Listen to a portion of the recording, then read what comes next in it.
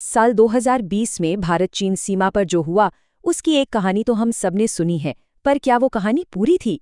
आज हम उसी कहानी के कुछ अनकहे पन्ने पलटने वाले हैं।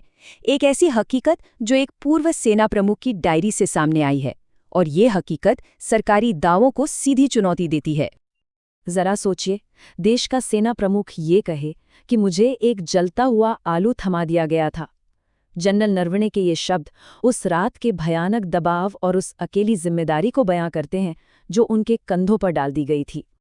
ये तस्वीर देखिए, 31 अगस्त 2020 की रात कैलाश रेंज पर माहौल बिल्कुल ऐसा ही था।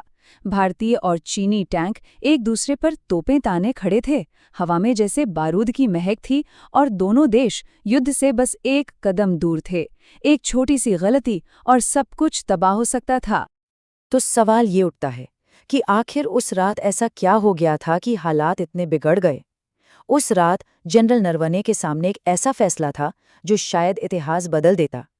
युद्ध का बटन दबाना या फिर कोई और रास्ता निकालना।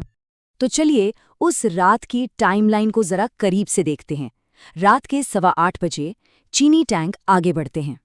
इधर दिल्ली में जनरल नरवणे एक के बाद एक फोन घुमा रहे हैं, सबसे बड़े दफ्तरों में पूछ रहे हैं आदेश क्या है, करना क्या है, लेकिन कोई साफ जवाब नहीं मिल रहा। फिर रात 10 बजे चीन की तरफ से बातचीत का एक दिखावा होता है, और ठीक 10 मिनट बाद उनके टैंक और आगे बढ़ाते हैं। सोचिए, घड़ी की सुइयां टिक टिक कर रही थीं और तनाव हर पल बढ़ता जा रहा था। और फिर रात 10:30 बजे वो फोन आता है। रक्षा मंत्री प्रधानमंत्री का संदेश देते हैं, जो उचित समझो वो करो। बस ये 7 शब्द। इसका मतलब बिल्कुल साफ था, जंग होगी या नहीं, ये फैसला अब सिर्फ और सिर्फ जनरल नरवणे के हाथ में था। लेकिन 31 अगस्त की ये विस्फोटक रात कोई अचानक नहीं आई थी। इसकी चिंगारी तो असल में 2 महीने पहले ही सुलग चुकी थी, गलवान घाटी की उस खूनी रात में। देखिए, मई 2020 से ही चीन लगातार आगे बढ़ रहा था। जून की शुरुआत में पीछे हटने का एक समझौता भी हुआ, लेकिन चीन ने धोखा दिया और उसे तोड़ दिया। और फिर आई 15 जून की वो रात, जब भारतीय सैनिक समझौते के तहत चीनी तंबू हटाने के लिए आगे बढ़े तो हालात एक झटके में बेकाबू हो गए। ये कोई आम लड़ाई नहीं थी, इसमें गोलियां नहीं थीं। ये पत्थरों, कील लगे डंडों और हाथों से लड़ी गई एक बेहद बर्बर झड़प थी। ये तस्वीर उस रात की उसी क्रूरता की गवाह है। और नतीजा, भारत के 20 बहादुर सैनिकों ने अपनी जान गंवा दी। दशकों बाद भारत चीन सीमा पर हमारे सैनिकों का खून बहा था। ये कोई छोटी बात नहीं थी, ये एक बहुत बड़ी घटना थी। तो चलिए वापस 31 अगस्त की उस रात पर लौटते हैं। एक तरफ हाथ में प्रधानमंत्री का दिया हुआ एक खुला आदेश, और दूसरी तरफ सामने दुश्मन के टैंक। अब जनरल नरवणे ने एक ऐसा दाव खेला जो बहुत बहुत ज्यादा जोखिम भरा था। उनका पहला और सबसे जरूरी आदेश था, हम पहले गोली नहीं चलाएंगे। अब सवाल है क्यों? क्योंकि वो जानते थे कि अगर भारत ने पहला फायर किया तो चीन को पूरी दुनिया के सामने युद्ध शुरू करने का एक बहाना मिल जाएगा। इसे मिलिट्री की भाषा में कैजुस बेली कहते हैं, यानी जंग की वजह। और चीन शायद यही चाहता था कि भारत कोई गलती करे और वो खुद को विक्टिम दिखा सके। तो गोली चलाने की बजाय उन्होंने क्या किया?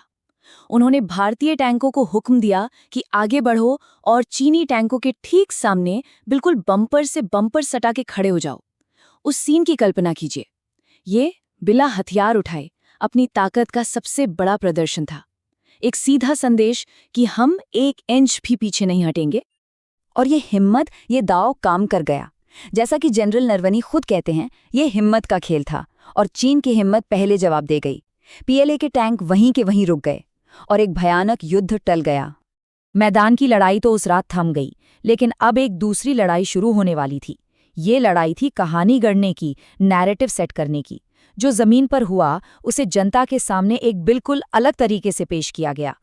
और ये सारी चौंकाने वाली बातें हमें पता कहाँ से चली हैं? जनरल नरवणे की इसी किताब से, 4 स्टार्स ऑफ डेस्टिनी। एक ऐसा संस्मरण जो छपने को तो तैयार है, लेकिन 1 साल से भी ज्यादा समय से रक्षा मंत्रालय की समीक्षा में अटका हुआ है। तो कहानी में फर्क क्या था? सरकारी कहानी ये थी कि हमने चीन को सबक सिखाने के लिए एक प्री प्लान्ड ऑपरेशन में कैलाश रेंज पर कब्जा किया। लेकिन जनरल की डायरी कुछ और ही बताती है। वो कहती है कि ये एक जवाबी और रक्षात्मक कार्रवाई थी, जो चीन को जमीन हड़पने से रोकने के लिए आखिरी लम्हे में की गई थी। मतलब एक तरफ जीत का दावा था, तो दूसरी तरफ तबाही टालने की एक कोशिश। और ये बयानों का विरोधाभास सिर्फ अगस्त में ही नहीं था, गलवान के बाद भी दिखा था। 17 जून को विदेश मंत्रालय ने साफ कहा कि हमला चीन ने योजना बनाकर किया, लेकिन ठीक 2 दिन बाद प्रधानमंत्री ने एक मीटिंग में कहा, न कोई घुसा है न कोई घुसा हुआ है। इस बयान का चीन में दुनिया भर में अपने पक्ष को सही साबित करने के लिए खूब इस्तेमाल किया। तो इस पूरे संकट का आखिर नतीजा क्या निकला? बातचीत हुई, सेनाएं पीछे हटी, लेकिन क्या सीमा पर सब कुछ पहले जैसा हो गया? संस्मरण के मुताबिक बिल्कुल नहीं, बल्कि एक नई हकीकत बनी जो भारत के लिए नुकसानदेह थी। ये जो बातचीत की तस्वीरें हम देख रहे हैं, इनके पीछे एक समझौता हुआ जिसे डिसएंगेजमेंट कहा गया, लेकिन ये कोई बराबरी का समझौता नहीं था। इसमें भारत को कुछ ऐसी जगहों से पीछे हटना पड़ा जो स्ट्रेटेजिकली बहुत जरूरी थीं। और इसी समझौते से एक नया शब्द बहुत चर्चा में आया, बफर जोन। सुनने में तो अच्छा लगता है ना, कि एक ऐसा इलाका जहां कोई सेना नहीं होगी, लेकिन सबसे बड़ा सवाल ये था कि ये बफर जोन बना कहाँ। नरवणे की किताब के मुताबिक ये जोन ज्यादातर उस जमीन पर बनाए गए जहां मई 2020 से पहले तक भारतीय सेना बिना किसी रोक-टोक के पेट्रोलिंग करती थी। तो इसका लॉन्ग टर्म असर क्या हुआ? बिल्कुल सीधा और साफ। भारत ने उन इलाकों में अपनी पहुंच खो दी जहां वो हमेशा से जाता रहा था।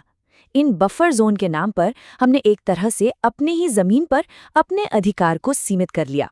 और इस सब के दौरान चीन लाइन के उस पार लगातार अपना इंफ्रास्ट्रक्चर बनाता रहा। और सबसे बड़ी बात, ये सब किन शर्तों पर हुआ, वो डॉक्यूमेंट्स आज भी पब्लिक की नज़रों से दूर हैं। तो ये सब हमें एक बहुत बड़े सवाल पर लाकर खड़ा करता है। जब देश की सुरक्षा से जुड़े इतने बड़े मामले में सरकार की बताई गई कहानी और जमीन पर लड़े एक जर्नल की हकीकत में इतना बड़ा अंतर हो, तो हम और आप सच किसे माने, और उस सच की रखवाली की जिम्मेदारी आखिर है किसकी?